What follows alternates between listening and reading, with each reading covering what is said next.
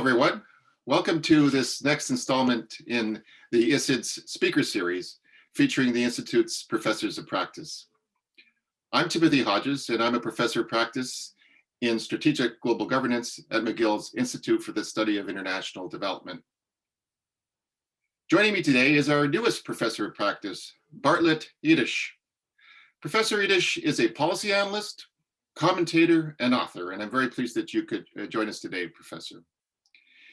His work focuses on developing Asian economies, international development, cross-border trade and investment, innovation, social policies, and transformative trends reshaping the world. In addition to his position here at McGill, he serves as a non-resident senior associate at the Center for Strategic and International Studies in Washington, D.C., and he is also a distinguished fellow at the Asia Pacific Foundation of Canada. Previously, he held senior positions at the Asian Development Bank over the past 2 decades or so. Again, welcome, Professor. Perhaps we could start by asking you briefly to describe what aspects of international development you've been working on in recent years and in what parts of the world. Tim, thanks for the introduction, and it's a pleasure to be sharing here in this episode. So I spent most of the last 20 years working on issues concerning development in Asia and the Pacific. And most of that time, I've actually been based in Southeast Asia at the headquarters of the Asian Development Bank with regional responsibilities working in a variety of countries, mostly on the softer side of development. So ADB, my now former employer, is best known for its contributions to infrastructure in developing Asia. So think about bridges and roads and railways, energy production and transmission, water supply, sanitation, and the like. I spent most of my career at the Asian Development Bank focused on social development, civil society engagement, gender equality, public sector governance, and some more innovative areas such as inclusive business and support to social enterprises.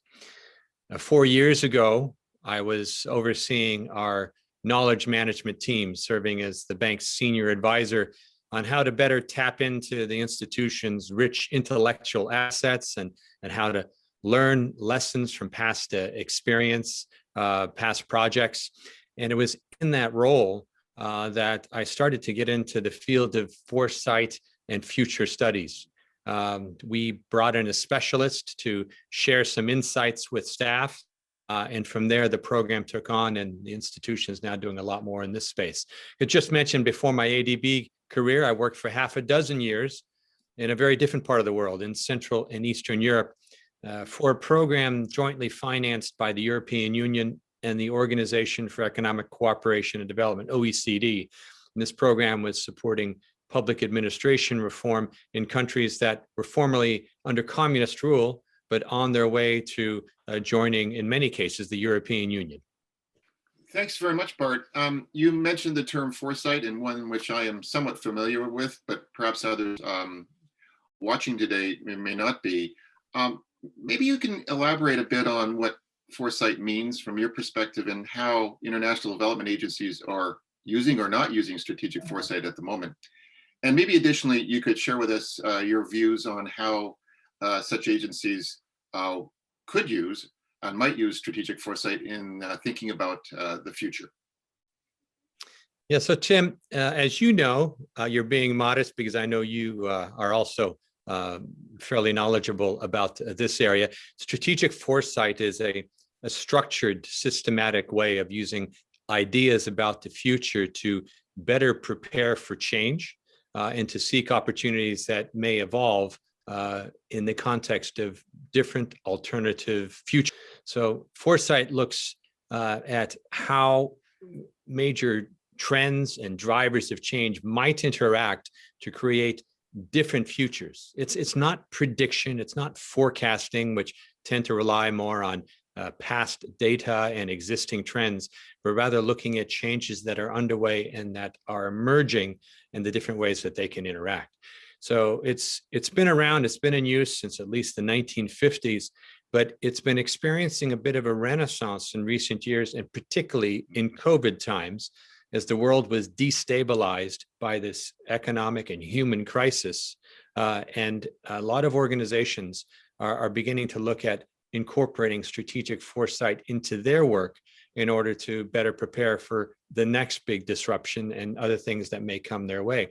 So in the international development field, like in other domains, we're seeing more use of foresight. A good example is USAID in Washington, D.C., which in January created an office dedicated to strategic foresight. And that followed on the heels of a major strategic review they called Over the Horizon, which was a response by USAID to the pandemic, and a look using scenarios and looking at trends at how the development context may change. And other organizations have also beefed up their work in this space.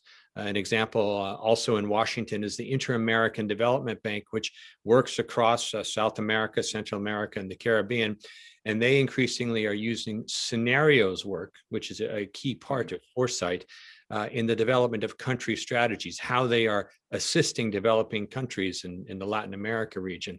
And one other example, in the case of the IMF, the International Monetary Fund, they are using scenarios as well. But in addition, they're using policy gaming, which are structured simulation exercises involving role play. And so the policy gaming is more focused on shorter term possible developments and responses of governments to emerging issues.